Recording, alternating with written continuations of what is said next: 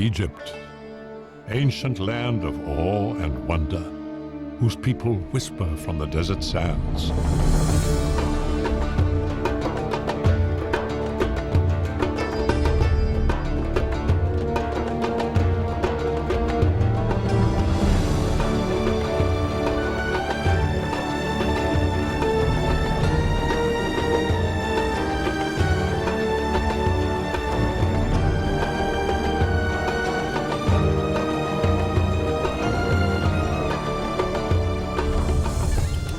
For the Egyptians, life was eternal.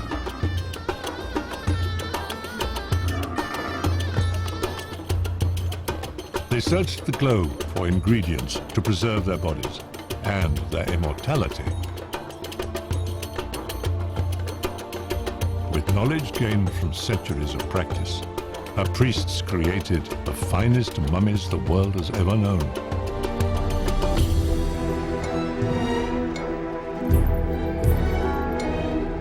Now they were on a critical journey to return to Egypt with the ingredients for the mummification of the pharaoh.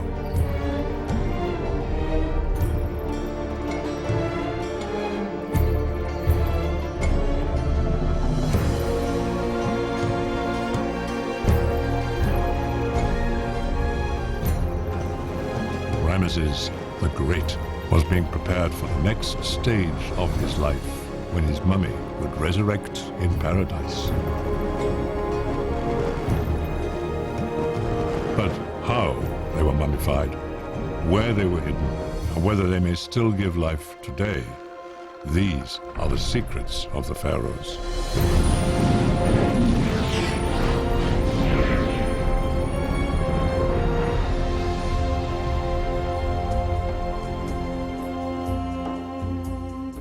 There is a handful of mummies whose names were written on their bandages and coffins. These mummies are people who did not decompose when they died, because their flesh was preserved by secret methods.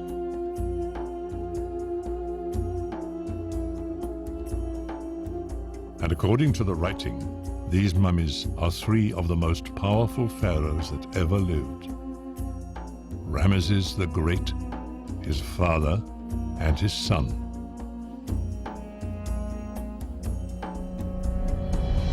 Ruled by pharaohs like Ramesses, Egypt's empire dominated the Near East for 3,000 years.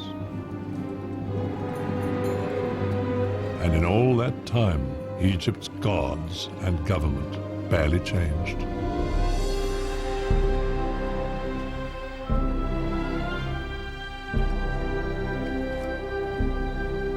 The Egyptians attributed this to the will of the gods, divine order. Ramesses shared his life with Queen Nefertari. Like all Egyptians, they loved life and wanted to live beyond death.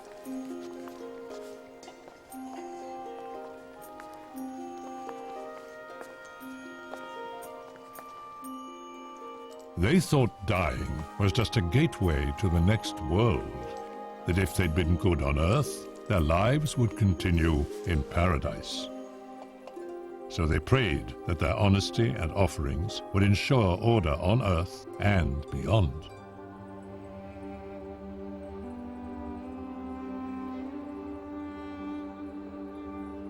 The Egyptian universe was controlled by the goddess Maat, who governed the world and the heavens.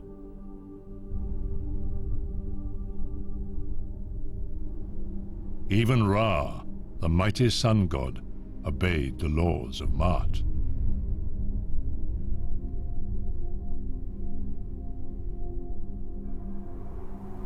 If Maat's order was ever broken, the sun would not rise. The moon would not follow. The Egyptians' mummies would never rise again.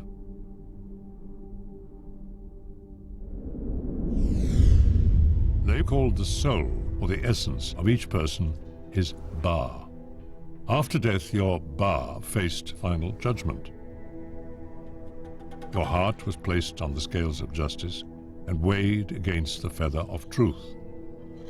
If you'd done evil, your heavy heart would tip the scales, and the devourer would annihilate you.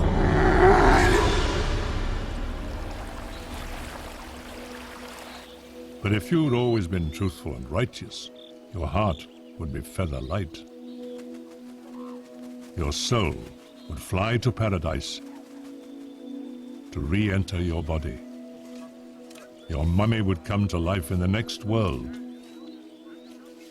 a world in which every moment was like a beautiful day in this one. But the preparation of the mummy for this journey remained a secret. The Egyptians recorded their tales of war and death.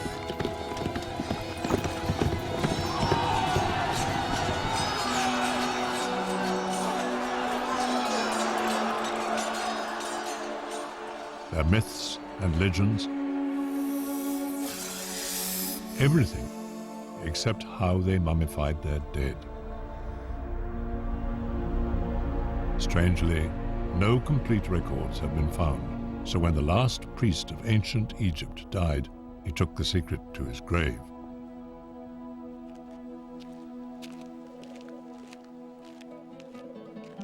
Many aspects of mummification remained lost until Egyptologist Dr. Bob Breyer patiently gathered the surviving clues. I was looking at tomb paintings, ancient writings, temple carvings, anything that might show the ingredients used for embalming. Queen Hatshepsut's temple at Deir el-Bahri describes an Egyptian expedition to East Africa. The Egyptians were getting ingredients for mummification from all over the known world.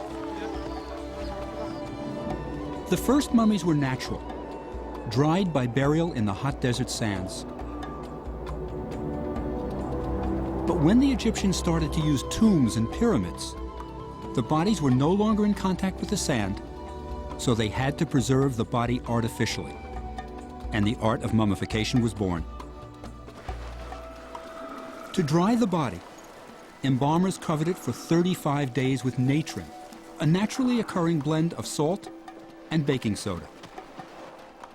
Ancient embalmers used 7 sacred oils, some extracted from rare trees they carried home from distant lands. Hatshepsut's temple shows mounds of frankincense and myrrh they brought back. These were key ingredients used in mummification.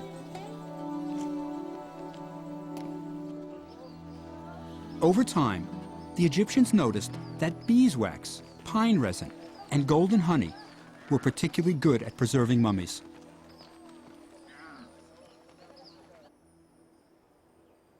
These natural antiseptics were described by the Greek historian Herodotus in his book.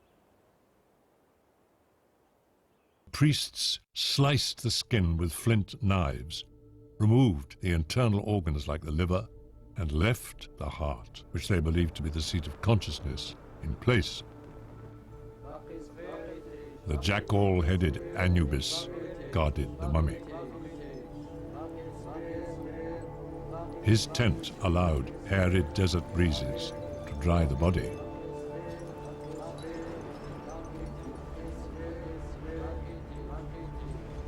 His priests adorned the dead with gold and perfumed them with frankincense and myrrh. With the ceremony of the opening of the mouth, the mummy would breathe and speak in the next life.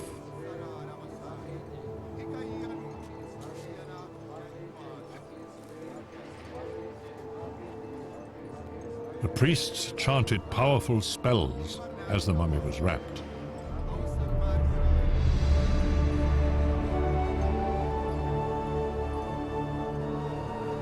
And with the declaration of innocence that the person did not sin in this world, he and his mummy would be reborn in the next. We knew about the religious rituals, but there were still gaps in the mummification procedure that I could only fill in by creating a modern mummy. So I teamed up with a colleague, anatomist Ron Wade, And using a body donated to science, we performed the first human mummification in the Egyptian style since the time of the pharaohs.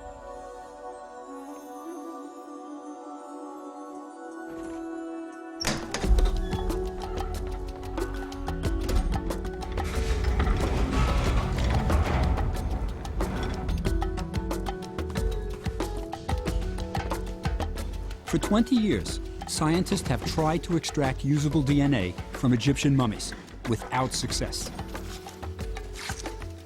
More than a decade later, if we can get DNA from any part of our modern mummy, it will tell us where to look in ancient mummies.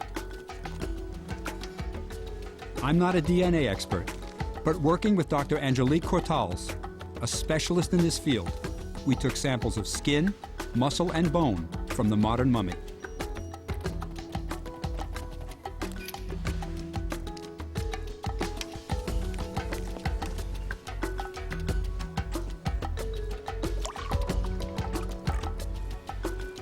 What makes it so difficult to extract DNA from mummies? Is it the passage of time, the 3,000 years? Or is it the combination of time and chemical effects of mummification? DNA is the blueprint for all life. Sand and air are lifeless because they contain no DNA. DNA is the magic ingredient.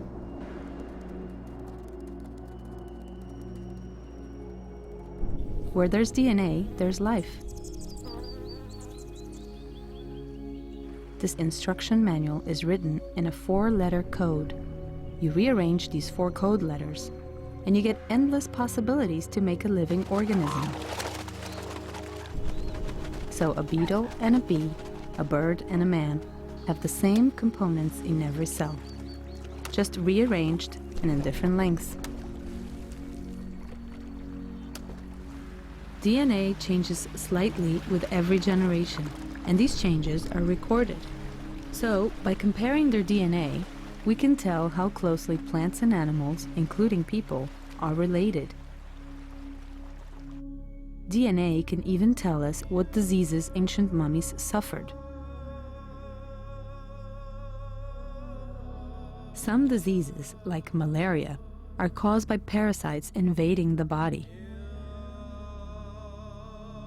Some of these parasites have left traces of their DNA in the mummies.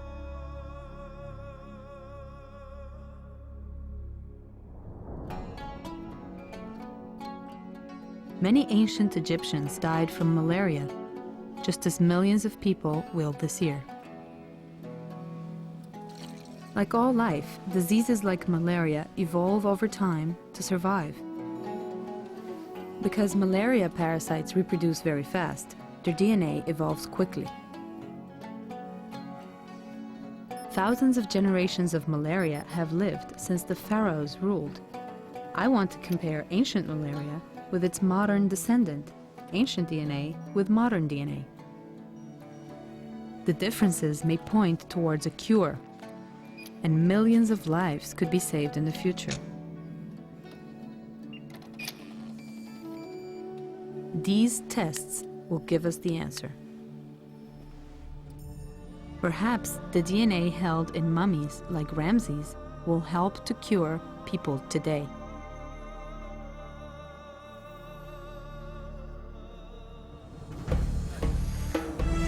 To advance her research, Dr. Cortals has traveled to Egypt to see the latest mummy dig site. She's visiting Dr. Zahi Hawass, the head of Egypt's antiquities, on his excavation at Saqqara. In early times, only the pharaohs' bodies were made into mummies and buried in their pyramids. Later, more people were mummified. First, the other royals, then the nobles, and by the time of Cleopatra, the middle class too. So during Egypt's history, literally millions of mummies were made. For scholars like Dr. Hawass, these mummies are windows to ancient Egypt's past. Many of these mummies still lie beneath the ground, awaiting the call to paradise.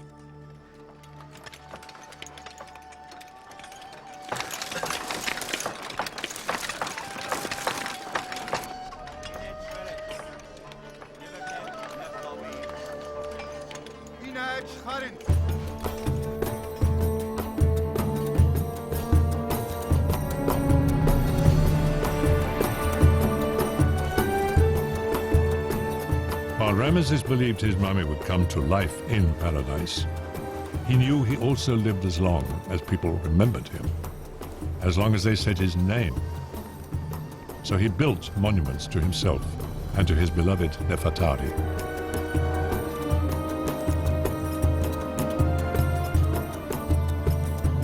The gods demanded that the pharaoh keep Egypt safe and rich. So on the bank of the River Nile, at Egypt's southern border, Ramesses constructed Abu Simbel, a warning to the barbarians beyond. Ma'at, divine order, was maintained for centuries.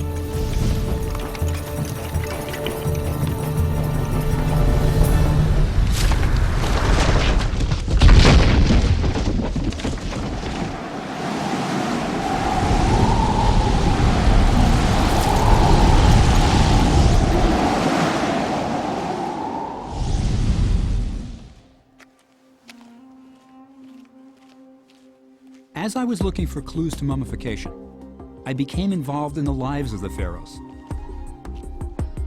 You visit their tombs and temples, translate their inscriptions. You can't help but wonder about them as people. I'm viewing Ramses as a person, but you have to remember, Ramses was viewed by the Egyptians as a god, responsible for divine order in the universe. What kind of king was Ramses? What kind of man? Ramses was the pharaoh of the Exodus. This may be the only face from the Bible we will ever see. When I first looked at his mummy, I remember thinking about all the things Ramses did. Ramses personally led his troops into great battles. 3,000 years ago, he signed the oldest known peace treaty.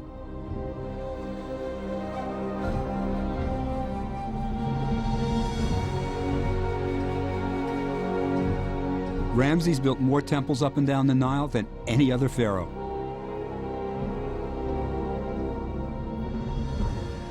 Sure, it took 20 years to carve Abu Simbel out of the mountain, but Ramses ruled Egypt for 67 years. He had plenty of time to build. For 1,000 miles throughout all of Egypt, Ramses built temples to please the gods and ensure that divine order prevailed.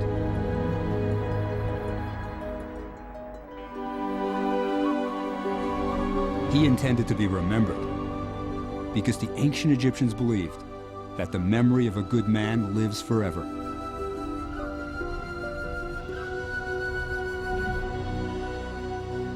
But accounts of Ramesses' deeds were lost to history because no one could read the ancient Egyptian texts, the hieroglyphs on his temple walls. And then, in the 19th century, scholars finally cracked the code of hieroglyphs. A massive inscribed tablet, the Rosetta Stone, held the key. The buildings and papyrus scrolls came alive.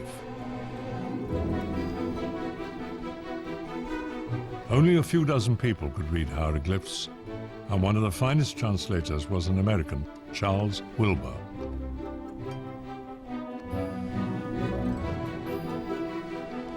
With the unlocking of the secret code, a passion for Egypt, Egyptomania, was born.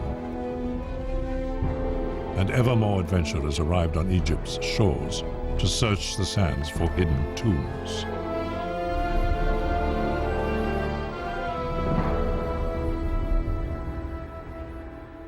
But when adventurers entered the pharaoh's tombs, there was a mystery. They found paintings of the pharaohs, their gods, and their mummies everywhere. Anubis, god of mummification, protected them after death.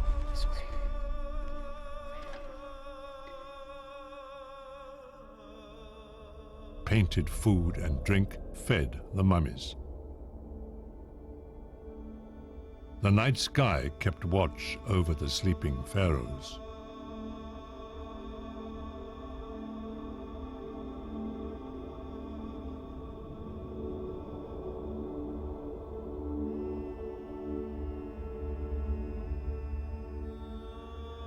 Work on the tombs continued until the pharaoh was buried, when craftsmen stopped what they were doing and left.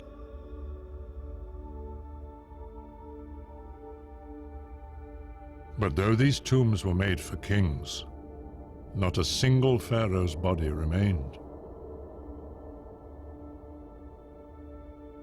Where were the royal mummies? No one knew.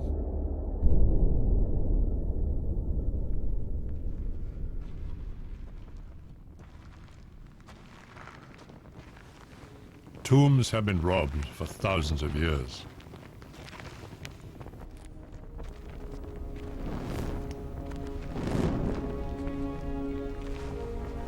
In ancient Egypt, workers built the tombs in the good times and robbed them in the bad.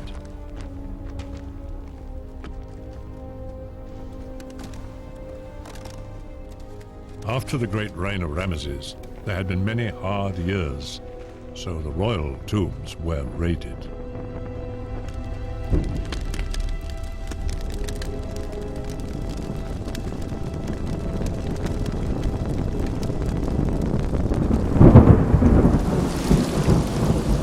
But in the 1800s, tourists would pay more for antique souvenirs than they would for gold. Master thieves trusted Egypt's rare rainstorms to reveal hidden tombs. When water quickly disappears into the ground, it could be emptying into a tomb below. Ahmed and Mohammed Rasul were experts in this dangerous profession.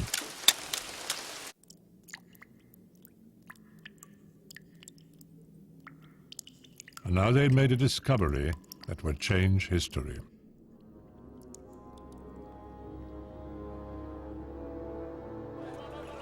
People of all sorts, locals and foreigners, rich and poor alike, were trading in goods from mummies' tombs.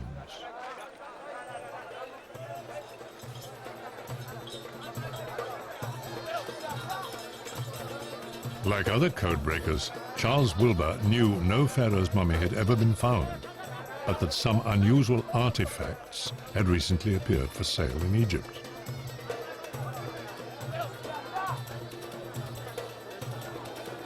These objects bore the names of kings.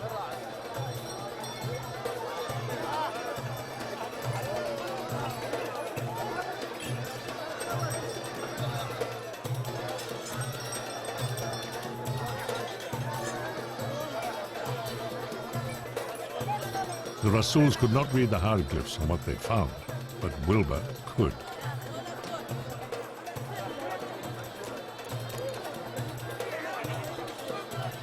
What he was being shown was freshly stripped from a mummy, and the cartouche, the oval encircling the name, meant that these were the wrappings of a king. He asked the brothers to take him to the tomb.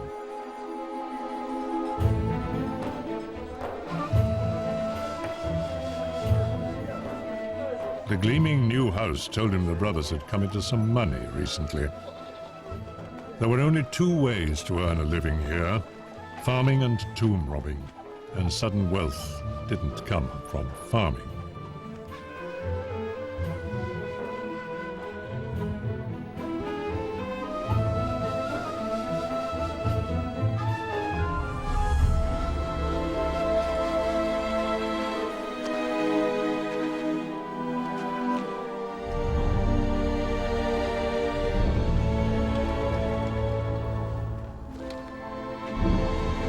It was a beautiful tomb, but not royal.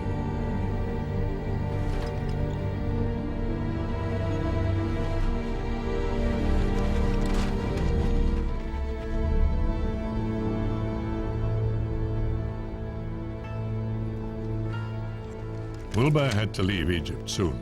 He pressed the brothers to tell him the tomb's true location.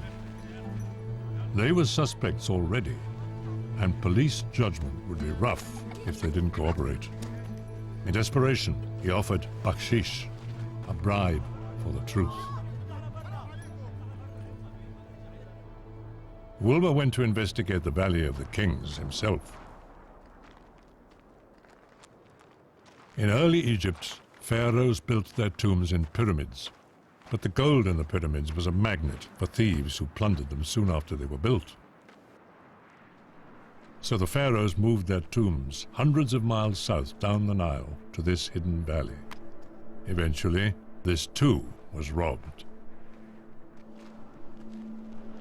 Inscriptions at the entrances told Wilbur which tombs had been brief holding places for the royal mummies.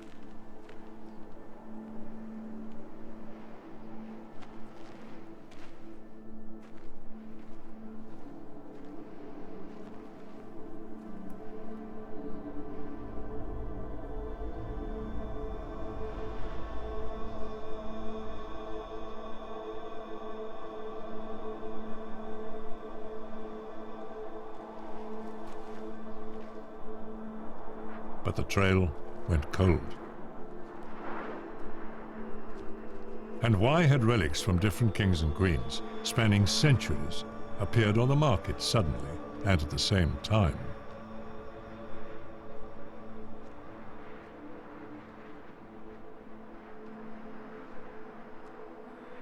All he knew for certain was that what he'd bought in the market had wrapped the mummy of a pharaoh for 3,000 years. Until now.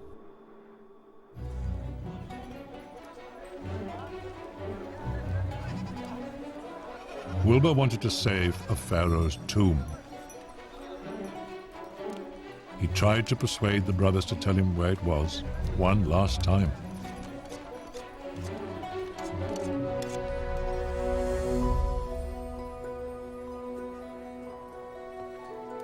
Wilbur had to leave, and Egypt's heritage lay in the balance.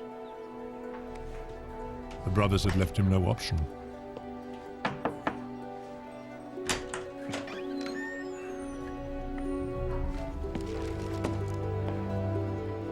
Emile Bruges was the top antiquities official in Egypt at the time, and another code breaker.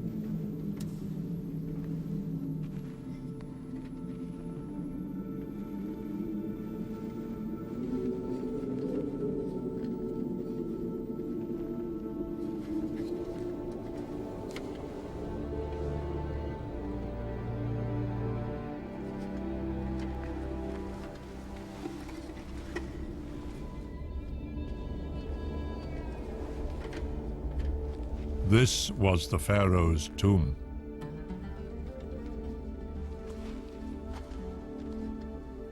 But it was unlike any tomb ever seen before.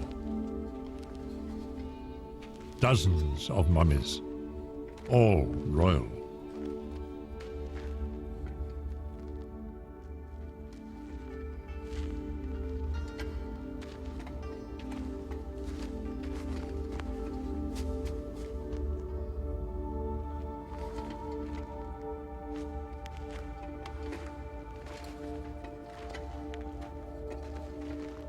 The pharaoh Thutmose I. and his successor, Thutmose II, husband to Hatshepsut, greatest queen ever to rule, builder of Deir el-Bahri and the finest obelisks in Egypt. His son, Thutmose III, great warrior king, builder of an empire and the temple of Amun.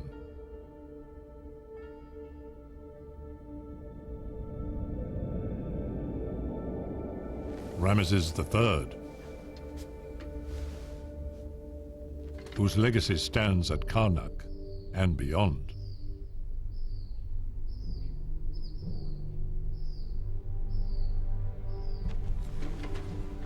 Seti I,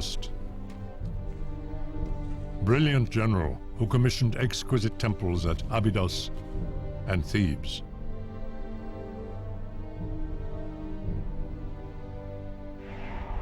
And his tomb in the Valley of the Kings. And the father of this man, Ramesses the Great. His temples at Luxor and Karnak endure. Abu Simbel still guards Egypt's southern border.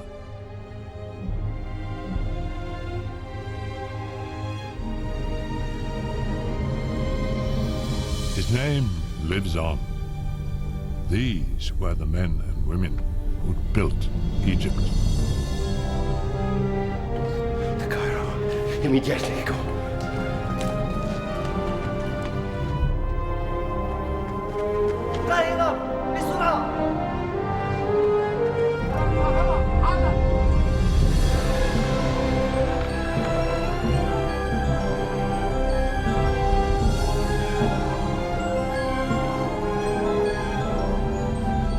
So it was that the pharaohs began their journey out of the darkness and into the light, fulfilling their wish that their names be said, that they might live on.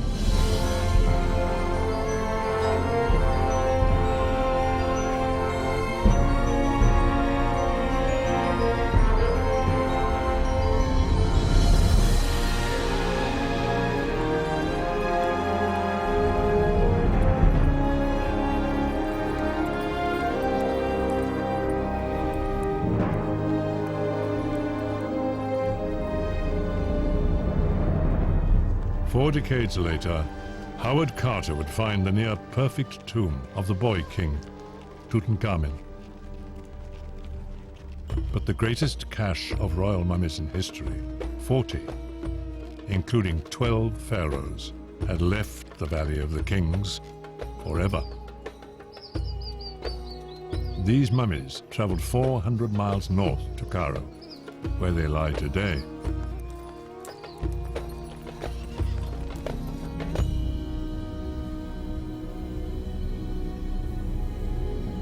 Years later, the tomb collapsed.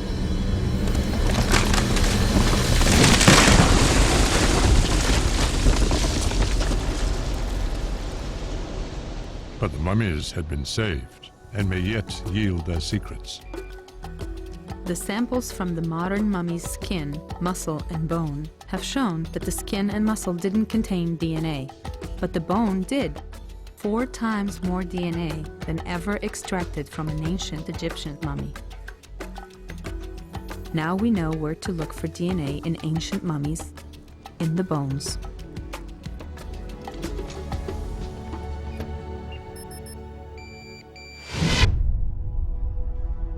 The DNA held in mummies, like Ramses the Great, may yet provide cures for diseases today.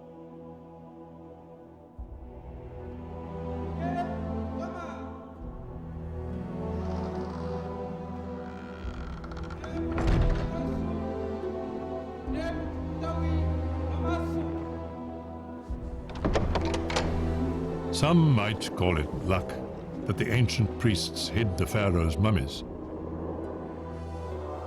that robbers didn't destroy them, and that they escaped annihilation in the collapsing tomb. The Egyptians would call it divine order, Mart.